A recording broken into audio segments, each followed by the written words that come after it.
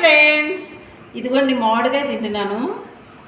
Season కానీ సీజన్లో మామిడికాయలు ఏంటండి, మొన్న మార్కెట్కి వెళ్ళాను, వెళ్తే మామిడికాయలు ఉన్నాయన్నమాట. అవే ఒక్కొక్కటి దాచుకుని తిన్నాను. నాకు మామిడికాయలు అంటే చాలా ఇష్టం ఫ్రెండ్స్. అసలు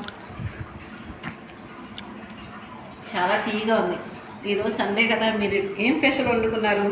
మేమైతే ఏం వండలేదు, మాకు తెలిసిన వాళ్ళ ఇంటికి భోజనానికి వెళ్ళొచ్చామన్నమాట.